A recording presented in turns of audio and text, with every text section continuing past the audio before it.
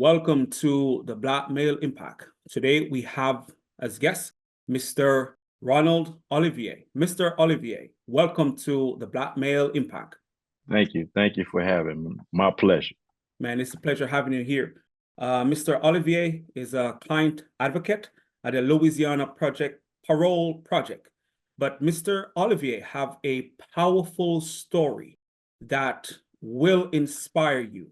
I heard his story and I, just love how he have overcome the challenges that he himself has experienced.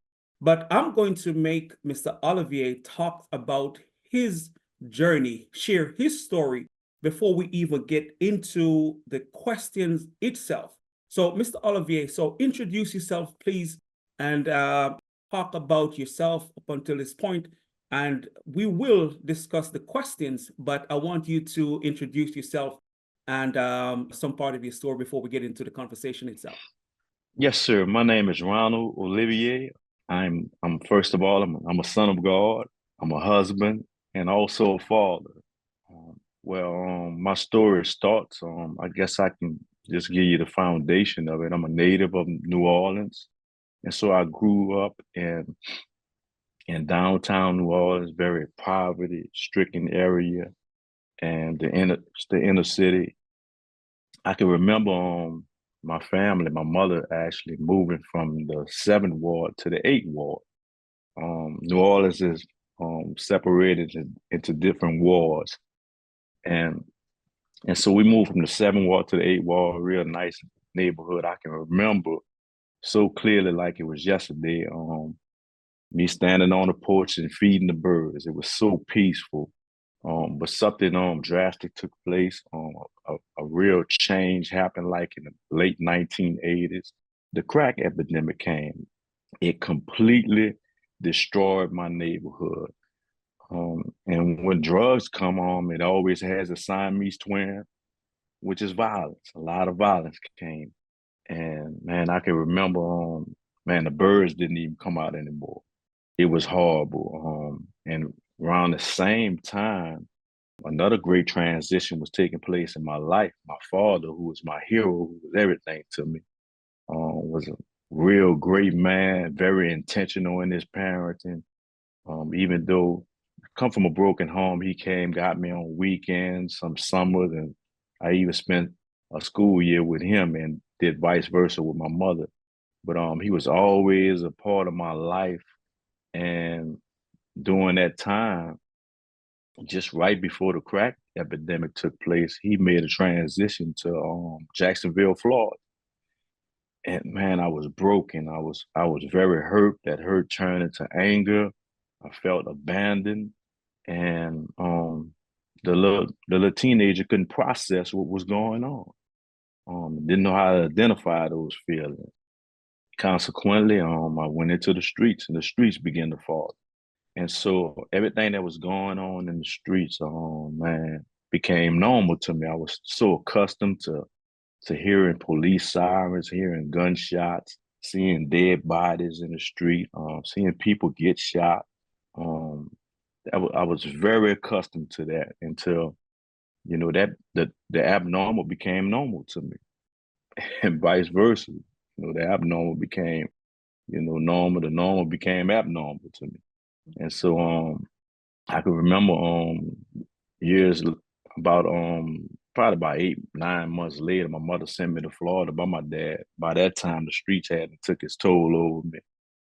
He was in a very wholesome neighborhood, and it was very quiet, and that disturbed me, So I ended up going back by my mom and getting to where I was comfortable. I was comfortable with the noise, and just like any kid, a kid is a real sponge. Their greatest teacher is not what they hear, but what they see. And so I became what I was seeing. Yes, and I want you to continue to share the story, but as you shared that once you went there where your dad was, and because it was different from where in Louisiana, you felt discomfort in a place that was quiet. So what do you think caused that? Being that you think you'd be safer in Florida, but yet you wanted to get out of that environment because you want to go back to what you were accustomed to. Yes. Yeah, I was so accustomed to the noise and the volumes till it became me. And so to take me out that environment, I felt uncomfortable. You know, it was so quiet. The quietness and peace disturbed me. You know, as crazy as it sounds. And I had to get back to a place where I was comfortable at, you know. And so I ended up going back to New Orleans. Well, and I know we're going to get into more experience part of your story of your journey, but I want to ask you before we even get into the um, journey itself or your experience. For those who are listening, I know you have overcome different parts of your journey, but what was the mindset that helps you to get over the challenges? So my question to you at this point is, what is the mindset that you think takes to make a positive impact? Well, really, for me personally, I can speak to my experience. Is developing the mind of Christ. You Okay. know, my relationship with God changed everything for me. I began to see things from a different perspective. I began to view life through a different set of lens, and it matured me and helped me to see what was really going on behind the scenes. It's difficult to see the picture when you're in it, you Okay. know. And so when my relationship with God did was took me out of the picture to look at the picture, you know, and really identify some things and really how I was living. And and through my relationship with God, I began to realize, man, He didn't created me to act how I was acting, you know. And so I used to be thinking I was real, man, I'm keeping it real, but I was really keeping it fake Oh, wow. because it wasn't me. I was playing this role, you know, to survive in the street. None of my family ever been to prison, you know, and so it was a big embarrassment to my family. You know, but So, that's what really changed me, my relationship with God and beginning to read the Bible and begin to see things from God's perspective. so when did that shift takes place And within your so mindset? And so consequently from the mindset I had, I found myself in an altercation Christmas Day on Canal Street, got into it with some guys from a previous altercation, and they see me and feel like I'm outnumbered, and you know, didn't realize I had a gun on me. They tried to snatch me off the bus, and I turned around and shot two guys, left two guys in the pool of blood, and one of them survived and one didn't. And so 2 days later, I found myself arrested for murder as a juvenile.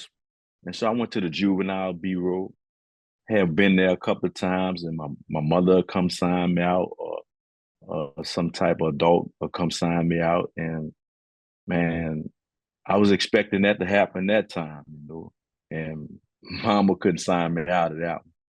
So after going to uh, a juvenile detention center and facing juvenile life, which was to the age of 21. I was 16 at the time I was arrested.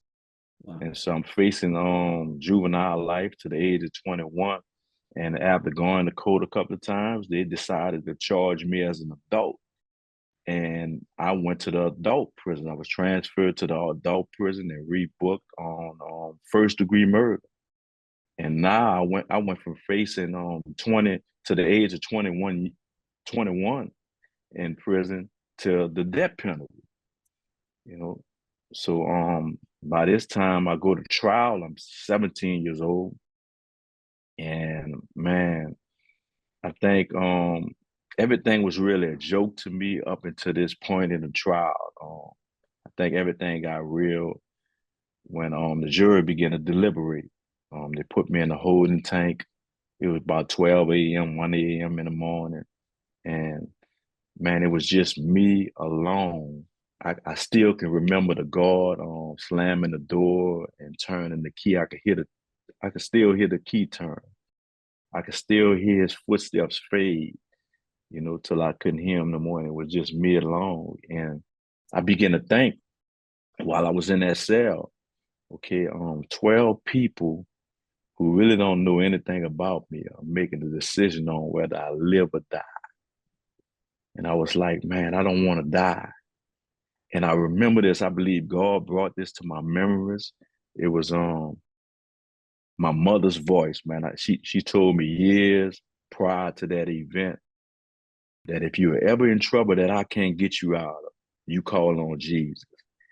And at that moment, I got on my knees and I began to cry out. And I was crying real tears, and I had this very simple prayer where I made a deal with God. A lot of people say you don't make deal with God. I made a deal.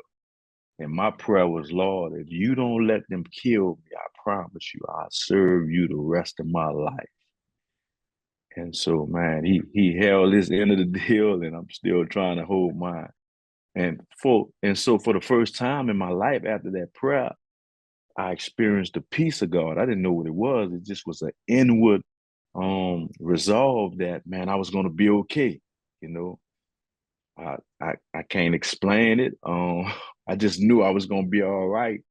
And man, I went back out, and what they did was found me guilty of a lesser offense to responsibility, which was second-degree murder. Okay. And it carried a mandatory life sentence without benefits of parole or probation. In layman's terms, I mean you die in prison. Wow. And so here it is. I like to tell my story like this. In that cell, literally, I received 2 life sentences. One that gave me no benefits, but another one that gave me so many benefits. He reminds us in his word not to forget them. Correct. And that's what started my journey to this new life, to this new way of thinking. And man, just listening to your experience, and sometimes, a person have to experience it for themselves, where God makes them feel like they can continue to live. And sometimes that's not an experience that someone can just say, oh, this is what happened. Sometimes you have to experience it for yourself. But just hearing how you have made the transition and how you have overcome, and we can see that you haven't died in prison because you're here Yeah. and talking and helping the community to be better. So I want to ask this question, being that this program mostly focuses on Black men and Black males in particularly, what advice do you have for the men listening and how they can play a role in creating positive change? Well, I believe this with all my heart of hearts that only a man can actually teach a man how to be a man. And so in the Black community, man, we are missing. Um, I can remember when I went to prison, and my dad had come visit me. I'll be the only person with a dad in the room. Everybody mother shows up, but most people didn't even know who their dad was. Didn't even have a relationship with their dad. And that's our culture there. The man is missing, and when and if he's there, he's there and still missing, Wow. which is even worse. And so my encouragement to the Black man is to, man, you can't help anyone until you help yourself. You know, I remember I just flew out the other day, and they have the little emergency instructions they go through on the plane. And one of the things they said, make sure you put the mask on first before you can help somebody else. Because you're no use if you don't have your mask on. And so it's the same principle, you can't give what you don't have. Correct. And so that's where it starts at in a home, and with the Black man really being the man. And I'm talking about not just of age, but a man, taking care of responsibility and really doing some intentional parent. And I think we're in a parent pandemic right now. you know, where our kids are not parent. They, they're in the clubs with their parents. Yep. Their grandmothers are in their 40s. And so, and it's very different from when I was growing up. Even though I did what I was doing and living wrong, I hid it from my parents. If I knew my parents was over here, I'm going another way. Correct. And I think the great difference is why it's so much worse right now because they're even getting these instructions from their parents. I remember I was mentoring a guy, and trying to make a connection with him, and we was talking about stealing cars. If you read my book, I stole quite a few cars. I was trying to connect with him, and he told me something that blew me away. He said, "Man, the first car that I stole, my dad taught me how to steal it." I was like, well, I couldn't fathom that. Then he went on to talk about selling drugs. He said, man, the first person that put drugs in my hand was my mother. And so you have these authority figures that's influencing this lifestyle. And so that's why there's absolutely no respect, you know. Yeah, because if they're not teaching them the right things, automatically they're going to be disrespectful to their parents. And just hearing that, what he shared when you're working with a young man, and that what he shared with you. I remember at the college that I worked at, a student, he was doing poorly in school. And he shared with me, sir, I don't want to go back home because everything at home is wrong. It's totally different from what you're saying to us here. And I'm going to find some way so I can stay in at this place so I don't have to go home, because he was being influenced by the people who were supposed to guide him. So that's a great point in regards to, as you mentioned, the Black males, and how we as Black men have to be the example, have to be that person so they can see who they can be through us. Because I think that is important, and it's really important, especially with all the distractions that's going on in our society today. And I remember the first part of your story where you said things changed once your dad moved away from your home. So you know firsthand how important it is, to have a father in the home. And as you mentioned, there's no one who can teach a man to be a man unless he's a man. And I think that is really profound and a great reminder to us all as men. So my next question to you is, how can we, as Black men, help to change the narrative today, which is somewhat similar to the previous question, but how can we help to change the narrative? And you can choose what area you want to speak from. Yes, definitely. In order for us to change the narrative, we have to become change. I believe one of the greatest principles in the Bible is the principle of sowing and reaping. If we sow change, we'll reap change. And and a lot of times we want our situation to change, but we don't want to change. Hmm. And so we can be placed, if we're not changed and placed in a changed situation, we'll mess that up because we're not changed. And so it goes right back to what you just was talking about is being the example. I can't feed you if I don't have anything to eat. And so these kids are really hungry. They're looking for how to navigate through this world, looking for to see what life is really about. And I think we just presenting the wrong thing before them. We're feeding them garbage, and they're digesting it and becoming it. You are what you eat. You And know, so yeah, and you are what you think. but as you said, which I believe it is really profound, we want change, but we don't want to change.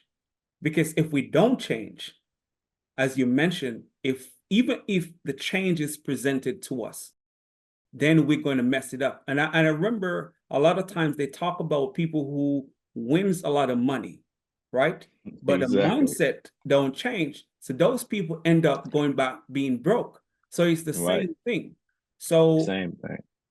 Man, that is so really profound when it comes to change, and we're thinking about change. Right.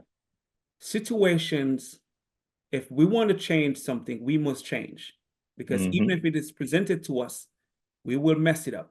We have messed it. It goes right back to the example you just made with money. Same thing with power. People think if I can accumulate this, I can do this, I can do that. That's going to change my situation. But money, like power, it only amplifies who you really are. Hmm. You know, if you're a fool broke, you know, Gonna be man, bigger one you'll with be a greater fool with money. You know, so it doesn't change you. Those things that's outward don't really change. You got to change from within. You know, you got to change from within. That. man. I think that is important, and that's a great reminder to all of us. Because one of the things that I've seen, there's a great need for positive role models, Black men, because as you mentioned, that our young people, whatever they see or whatever we tell them, that's what they're going to model. And if we don't change, the system can be how it is, whatever narrative they want to paint about Black males, whatever labels and stereotypes. But if we don't change, that cycle is going to continue. And we have to be willing to change so we can change the next generation. And that will take some work and maybe some discomfort to become who we are supposed to, because we have to shed the old self to Yes, sir. become the new self. And I think, going through that process is something that we have to be willing to do. But hopefully we get to dive deeper into your story a little bit more with this question. What or who has influenced or inspired you to pursue the path that you're on? I know you said your mom told you when you're Hmm. in trouble, and if she can't help you, call on Hmm. Jesus.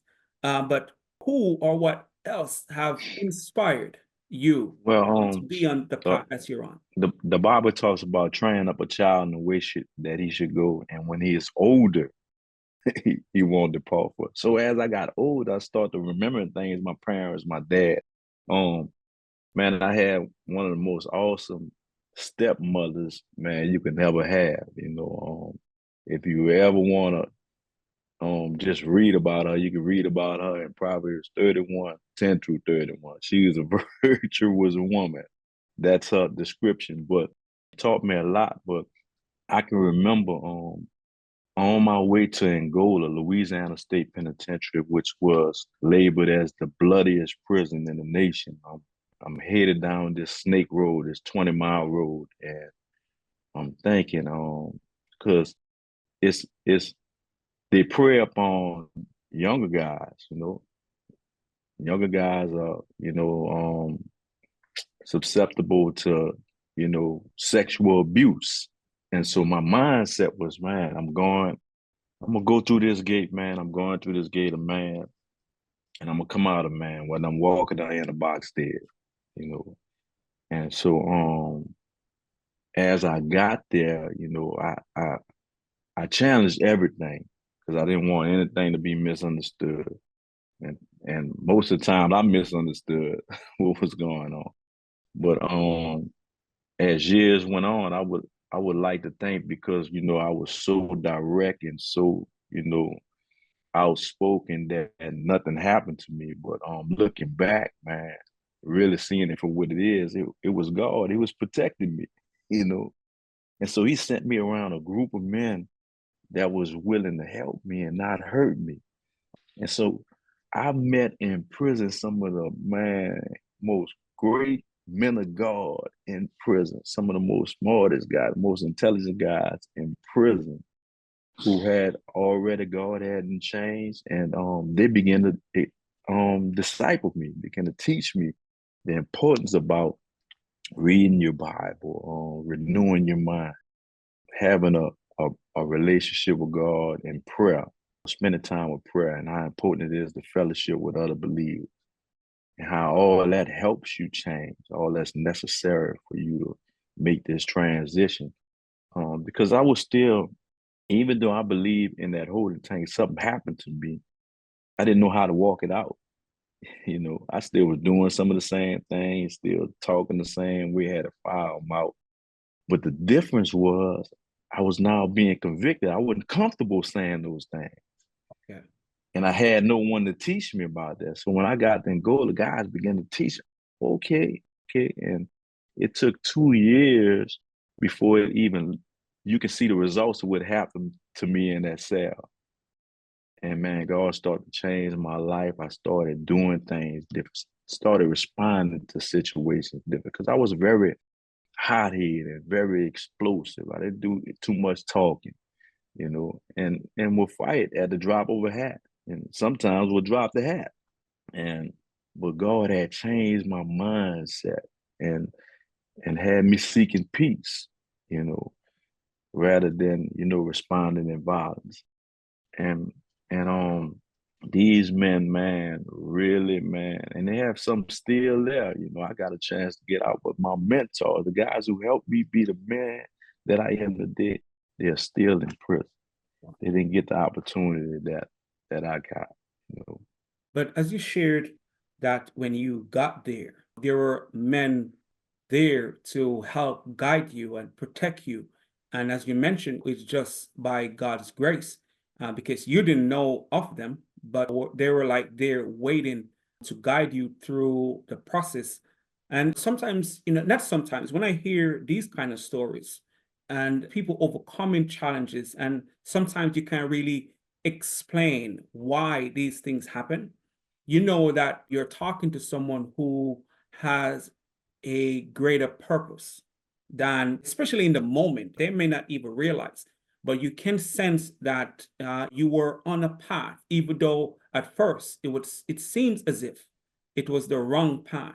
But sometimes to be protected, because listening to your story and your journey at 16, 17, if you were left on the street, maybe you would have been killed. So you Definitely. end up being in prison to be guided by men who were already have that change of mindset, Yes, to yes, guide you. yes. It's definitely by the grace of God. I know if without a shadow of a doubt, if I wouldn't have never went to prison, I'd be dead. Most of my friends died on the street. They didn't make it out their teens. I really thought I wasn't gonna make it out of my teens. And yesterday I made 49. I'm telling Man, you, it's only by the grace of God. happy And birthday, so man. Happy birthday. thank you. And so many of my friends didn't make it. You know, so many of them didn't make it. I'm grateful to be here. Man, and just hearing that, like many of your friends, in that moment, just to take you back to when you were a teenager, right? Because what I'm trying to get at, if there are teenagers listening now, what would you advise them, even if they're on that path of doing the wrong thing? What would you advise them? And I want to also ask this. At that age, were you receptive of guidance? Um, yes and no. I think I talk about this in my book, 27 Summers. There was an uncle, my dad's brother, that came down from Houston, and my grandmother stayed around the corner. He was over there. He called for me to come over. I get over there. Man, he was on my uncle Michael. He was just talking to me about his life and how he just moved to Houston, just bought him a boat, just had brought his wife Alexis, just was doing good. And said, man, I'd like you to come spend the summer with me. I was like, all right, I'll come. And then he got to really what he wanted to talk about. And he was telling me about, man, I hear you doing this. I hear you doing that. Yeah, I hear you doing all these different things. And I was denying it all. And I think 3 months prior to that, I had my cousin, my first cousin, who I was close to, he had got killed. And my uncle flew down for his funeral. And he told me, man, he looked me in my eyes and he told me, man, I love you, man. He said, man, I don't want to come down here to your funeral. And he was crying. And man, that did something to me. I can remember like going through a wall that night with hearing this voice just kept saying, man, I love you, man. I don't want to come to your funeral. And so I think if I would have had something more consistent like that, you know, it would have took me on another route in my life. And so I think that's the key, having someone consistent in your life that's really trying to guide and lead you down the right path. Man, and I think that is really powerful, as you shared, if it was consistent. And for the Black men listening, because we're in communities where we know some of the young males don't have the right guidance, so we have to learn to be consistent and know that we are doing something for the upliftment of the race, the culture, the community. And so once we take on these tasks, we have to be consistent. But as you shared that if he would be the type of person who could talk to you ongoing, and that would help to change your perspective. And I remember you shared that when you went to your dad, it was uncomfortable. So what would you share with a young person who gets the opportunity to get out of the environment, even though it's uncomfortable, to change their life or to see something different? What would you say Man, to that young man? I would say to that young person, man, change is never comfortable. That's a that's a uncomfortable part because you're used to something, man. And I would encourage that young person, man, to stick with it, man, no matter how uncomfortable you are. Because if you don't, you're gonna find yourself in another uncomfortable situation that you might can't get out, like prison or even worse, dead. And so when it comes to the street life, man, that's the only options you have: prison or the graveyard. And so the young people need to know that's their choice. And one of the things I was very ignorant of was that I can actually go to an adult jail. And so many youngsters are so ignorant of the law, they don't have no idea what what they're getting themselves into, you know. And so it's possible for you to be 15 years old and get a life sentence in the adult prison, Wow. And a lot you of these know. young people don't even know that's a possibility. And, Yes. they end up and can't even manage, as you mentioned, go into a further uncomfortable situation, Mhm. which it is sad in itself. And our young people, our young males, need to hear this type of Yes. conversation, how And challenging it can be. right. And so it's better to be uncomfortable in a good environment changing than to be uncomfortable in a prison where you have guards telling you when you have to get up, when you go to sleep, when you can shower, when you can eat. That's very uncomfortable. You will have to adapt to that environment to survive.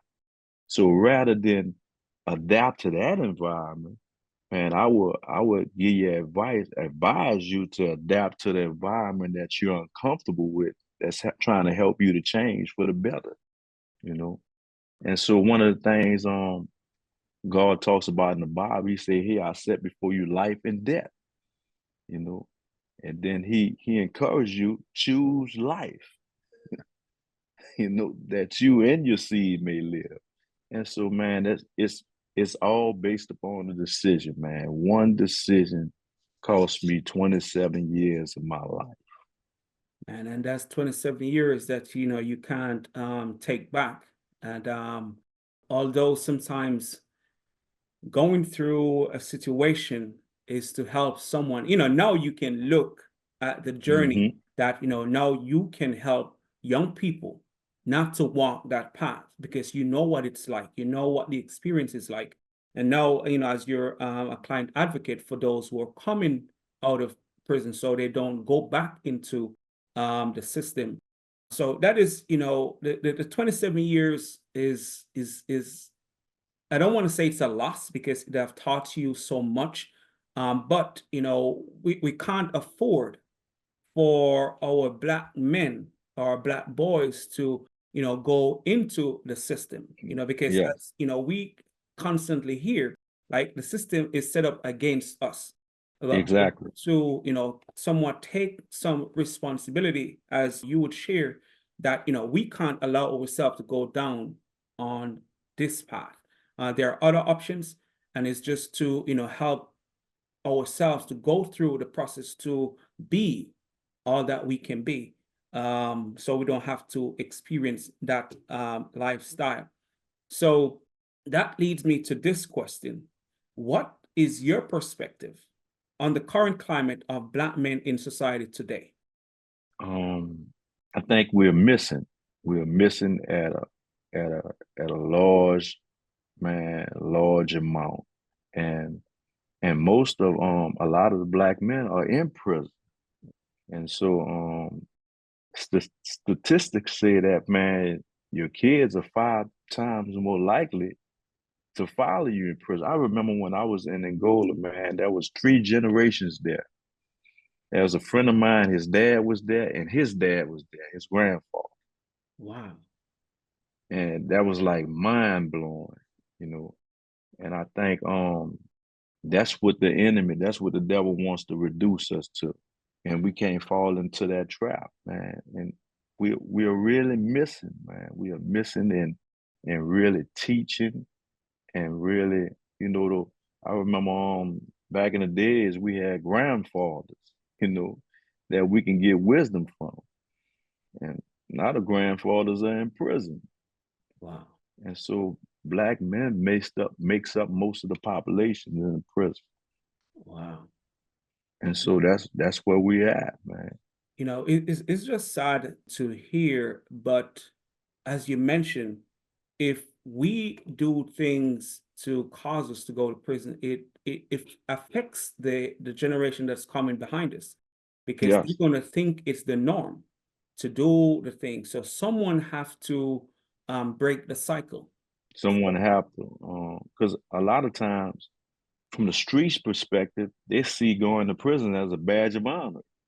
As as idiotic as that is, as crazy as that sound, they think that's something, because they going to prison, and a lot of guys in the street look up to people who have been to prison. Wow. But it is And glorified in the music. oh, definitely, oh, definitely. I think I saw a video the other day of Ice Cube. He was talking about the rap to prison pipeline. Wow. And he was saying most of the industries that own these rap music and these artists, they have business with the prisons. They own shares in prisons, Hmm. and so he was sharing how it's actually designed, Wow. you know, to get the man to go straight to prison because words are powerful. Oh yeah, words are powerful. Words are powerful. You Words know, are powerful, so they're hearing that. They're constantly hearing it and they're saying it, they're repeating it, they know all the songs. And so before you know it, it becomes you. That was my drug of choice. When I was a kid, I didn't do drugs, I didn't do all the drinking and stuff. I listened to gangster rap. That was my drug. And I became the music that I was listening to. man, it is really sad. And being that almost every platform you go on, you can hear some negative music. And as you mentioned that, it's going to influence you. Whatever you listen to will Hmm. influence you. That's Whatever right. you give you attention to will influence you. And sometimes I do think about, how can I tell young people not to listen to the music they're going to listen to, they're going to see, it's going to be there around them. And that's one thing is you challenge yourself to think about ways to, get to these young people, yet knowing they're going to be exposed to, these the violent music. And I can Yeah. remember I was working at this violence against crime. violence. What's this program? I was working in Georgia, and the young men, they instead of sending them to jail, they would come to the program, for behavior modification. And the young man would say, "Sir, I'm just here for 4 hours. Whatever you are telling us," it was like, always about 20.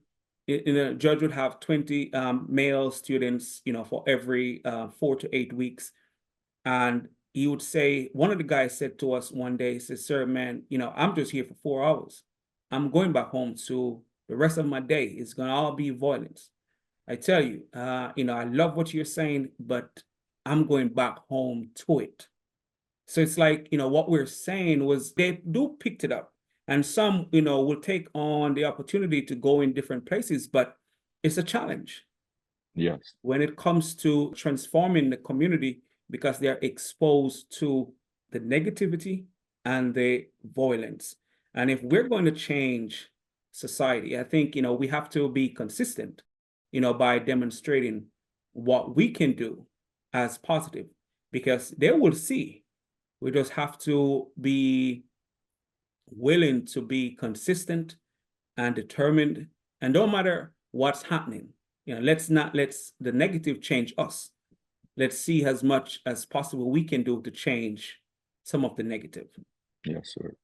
I believe that strongly. So my next question is, what change do you want to see in general and amongst Black men? I know you said, we need to show up, but what change would you like us to see? I You would think like to see? I would love to see. I do this. I demonstrate. I have a 4-year-old, and man, God bless me with a kid that I can just pour into that generation. I'm Sure. very intentional, and so I make a lot of videos of me spending time with him. I would love to see men spending time with their sons. I see a lot of mothers spend time with the sons, but not men taking out that time to really just be with their son and just love on him. I'd love to see men more vulnerable. We're taught growing up, man, men don't cry. And so we shut up those emotions there that we can't look weak. And consequently, man, we hold a lot in and we become very angry and explosive. And so my motto is that real men do cry. That's a release mechanism that God give us. And so I would like to see more men more vulnerable, instead of this macho thing, where we feel we have to, present to people that we're hard. And that vulnerability, I think that has become more common in today's conversation, because as you shared, as men grow up in an environment where we have to, display this tough exterior all the time, and that we don't have the emotions. And yes, it does affect us as Black men because, one, we want to make sure we fit into, that which was created about us, and which will affect us because we don't talk about our feelings. And I can remember when I just started teaching, right, at the college, and I was teaching sociology, and I came across the statistics that men, Black men, or just men on a whole, commit more suicides. I was like, how men commit more suicides? I was shocked when I came across the statistics. I was thinking maybe otherwise, but it goes back to where, as men, we don't talk about how we're feeling. We don't talk about the things that we're dealing with. And if we don't talk about it, as you mentioned, it build up. Some of us, we express it in anger, and some, succumb to deep depression until they commit suicide. So, you sharing that vulnerability, I think it is important for us as Black men when we're talking about changing the climate. Yes. Because when we can talk about what we're going through, it makes it easier to deal with some of the challenges that we're facing. Yes, I think another thing I would love to see is men operating in their purpose, finding their purpose and who they are. When you look at every product around us, from the clothes we wear to the seat we sit in, there's a manufacturer that has a purpose in mind for it. And I believe our manufacturer is God. You could never really know and operate in your purpose apart from him. It comes through a relationship. And there's no more joy than, man, just operating in who you are, as a person. When you find out, man, this is what I'm created to do. And I enjoyed everyday life because I operate in purpose. And why is this here? I didn't start enjoying everyday life when I got out of prison. I was enjoying everyday life in prison because I found out who I was and what I was designed to do. And I had a relationship with the one who created me, you know. And I woke up every day happy and operating in purpose, man. And so, man, it has nothing to do with your geographical location. It has everything to do with who's in you. I just had that thought today, which I shared on my social media. Once you activate purpose, man, the environment doesn't really matter because you're going to do what's within Yeah. you regardless of Yes. your environment. And I think, Right. that's one place that we need to cultivate within, because once within is right, man, you can navigate whichever environment. And that's why Yes, you sir. can see some people within some community, right? Violence may be in those communities, but you still find some young people do otherwise. It's because Yeah. they activate something else. And maybe, yes, they have the guidance, but something else is activated within. Exactly. I had a friend of mine used to cut my hair. And I used to think about this when I was in the cell because he ended up in the NFL. Oh, wow. He ended up winning the Super Bowl, ended up in the Hall of Fame. And I was like, man, how could he be in the same environment I was in? And we end up in two different places. And I can remember his father had passed away before so his father wasn't there. But I went to reading about him. I used to read about him a lot in Sports Center, and then I started to see what was happening. The high school coach stepped up and became that father figure and pushed him to go in that direction. So he had a gift and just helped him and kept pushing him to go in that direction. He became a father to him. You Wow. know? But listening to, as we're talking about purpose, and being that you have a friend that ended up being in the NFL Hall of Fame, his purpose, even though his father died and the coach saw something in him, the football at that moment was his way or his ticket. So it becomes his purpose. So whatever it takes to become successful was already start working on the That's inside. right. So, Mm-hmm. that in itself will take precedence over the distraction. And that's something that we have to, just listening to you sharing that's something what we have to encourage our young people. They can use what they have to get to where they want to be. And even if they don't become professional athletes, even if they don't, whatever they can do, they need to That's give right. it time and energy because it can Mm-hmm. takes them away from the other distractions around them, and which So, can lead to something great. They don't have to be professional athletes. They can go to college for free, even if yeah. they can't. So they have to use what they have. And so I really like you sharing that story and that perspective, because sometimes people are saying that, if a male is not there, the child may end up doing the wrong thing. But we as men can see where there are gaps and see what we can do, because we could be teachers, we could be police Mm-hmm. officers, we could be Right. anything in our community. We can give back by being a mentor to a young person that we see potential in. And if we're consistent, that person can end up going on the right path to become, Yes, sir. successful. And I think that is important. So my next question is, and I think you have shared this a bit, throughout your story, what was a pivotal moment in your life? And I know you may have several, because when I've heard, listened to your story, there were so many pivotal moments that you Yes. shared. So if you don't mind, I think pivotal moment.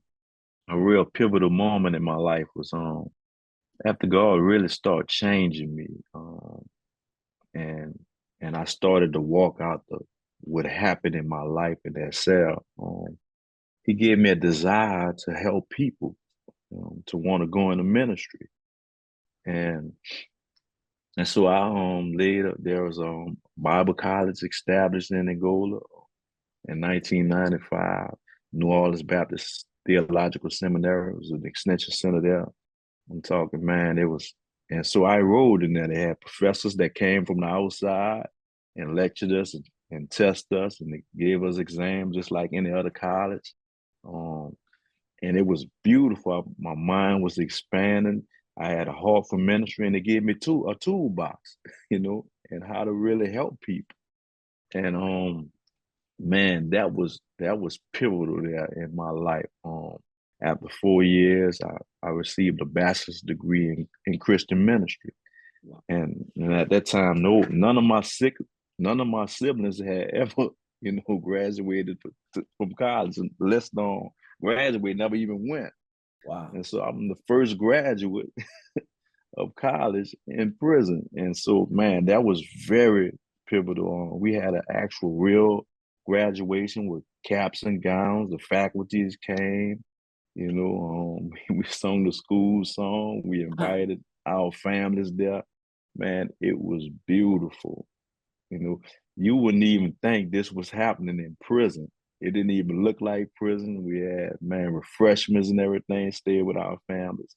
And man, it was an awesome time. So that was very pivotal in my life that led me to the next thing is man, after you graduate from the Bible college, you have the opportunity to become an inmate minister. And so they'll assign you a place where that's your job every morning to get up and just go talk to people, just go share, just listen to them.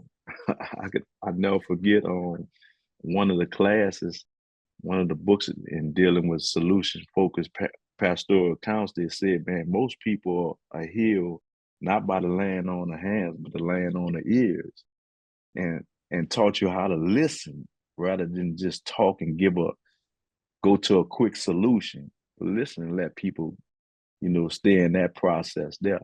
And so, man, and that's what I did. I learned to just listen to people, and man, before you know it, they'll they'll get to the right answer, while you just listening and just be in that ear. And man, a lot of men's lives will change. And so the Bible College produced ministers throughout the whole prison. This is 18,000 acres, So it's several camps, about 5 or 6 different camps on these 18,000 acres.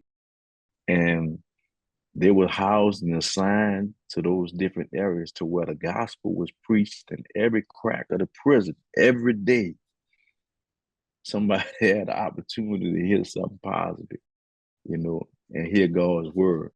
And there was church services every day that we'll lead. And so, man, that was very pivotal to me, man. A pivotal moment in my life. And that led me to another pivotal moment. So here it is, the Bible College is producing all these ministers, and so we're stacking up on each other. Yes, So sir. God gives the warden, the former warden there, Burl Kane, I believe that he gave him a God idea to send out missionaries. Wow. So I'm talking about, this is insane. You don't even hear anything like this. And so the warden starts sending out missionaries to other prisons in Louisiana to assist chaplains and pastor churches. Wow. And I believe God had called me to do that, and I answered that call and went to another prison, ended up pastoring the church, assisting the chaplain, and man, did some great things there, man. That pushed me and really taught me a lot about leadership. Oh, that helped me so much in leadership. And man, completely changed my life there. because I was a person who loved the background. You know, Wow. I didn't want the stage. I didn't want the lights. And it was like the more that I didn't want it, the more God pushed me out there. Wow. And so he did something in me there, and shift me into that leadership. And man, it completely changed my life. It's just really um, inspiring to hear your transitions and how different aspects of your journey influence you and even prepared you to be the person that you are today. But if you don't mind, how I know you said your son is just turned 4. How is that experience going? Oh man, it's awesome, man. It's never a dull moment with him, and I love him. I do everything for him, man. I'm always with him. You know, one of the things we talked about and learned in prison that man, all the guys that I was hanging with and doing things with, it never came visit me. Some never even wrote a letter. Wow. And so I found a new friend to hang out with, my little son. You know, that's who I hang with. You know, that's who ride with me. That's where we going everywhere. And so just shaping that generation. I know I got a responsibility there to do something with his generation. I believe he's gonna do some great things, man. God gonna use him way more than he used me. He's gonna exceed where I am. And that's where I'm at with him. And what is so great, you have experienced both sides. And then you Yeah, can say, you're not only going to tell him what is wrong, look, I have walked this path. So, yes, you got to choose this path. And so now you have, it's just in you to help guide him, not just from words, but from yes. experience, which I think is really powerful in helping to develop his mind, so he can be all that he can be. So my next question is, what life lesson have you learned late in life that you believe is important and can benefit this current generation? Oh man, you have to listen to your kid. You have to listen to them. You know, we can't just talk to them and just tell them what to do. If we listen to them, they'll teach us some things, man. And my 4-year-old teach me some lessons all the time, you know, because he's always listening and he's a sponge. He's a sponge and he repeats everything. He remembers everything. I'm talking about like, man. And and so we have to we have to be not only teachers to them, but be teachable, you know, no matter how old the kid is. And I think that's a great life lesson, man, to always be teachable. Never get to a place where you think you know it all, you know, and always be a student. I'm a forever student.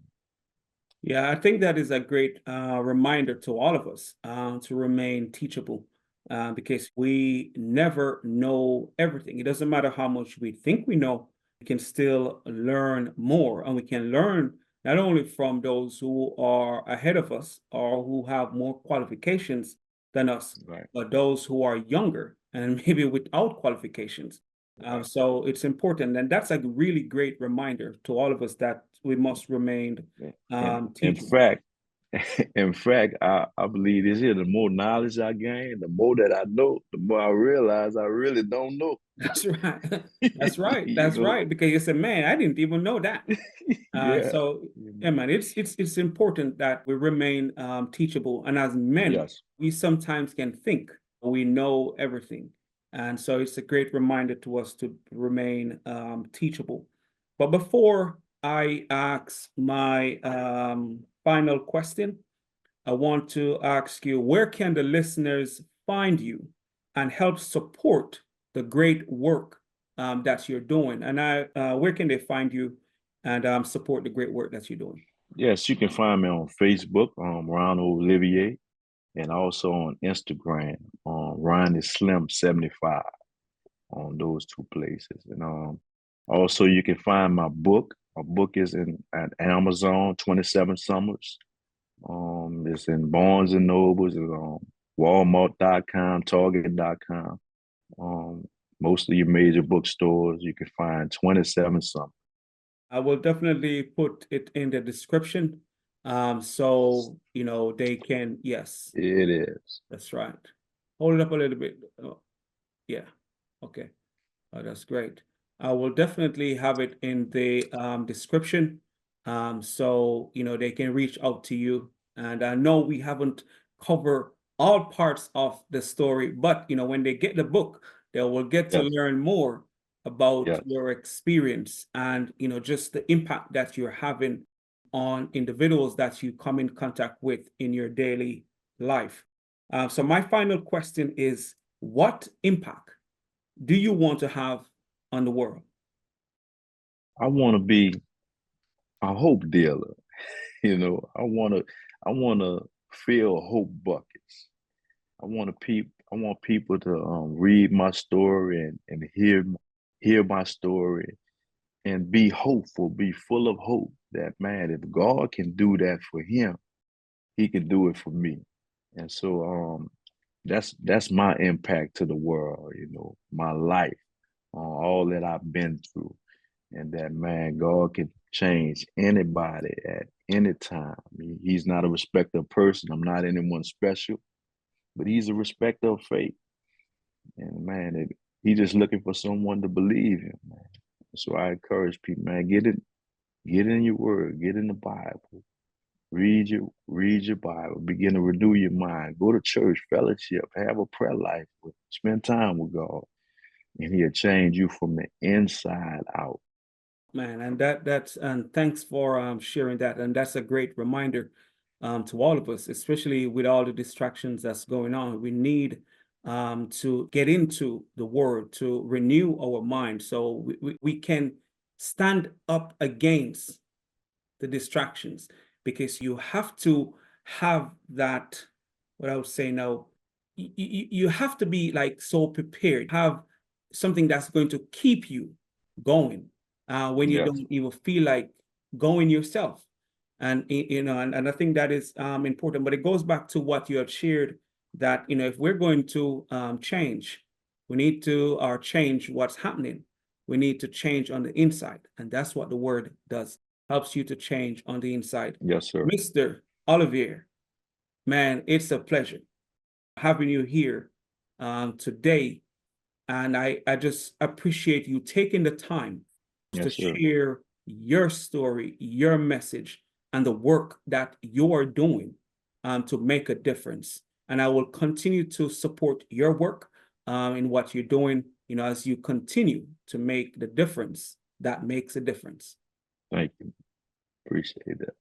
Yeah, it's a pleasure. And listeners, as always, thanks for being here on the Black Male Impact. As always, our goal is to bring guests that we believe will share a message that will inspire, empower, and encourage you to keep pressing forward. Again, continue to give us your support as we continue to make a positive impact. Thanks for being here with us.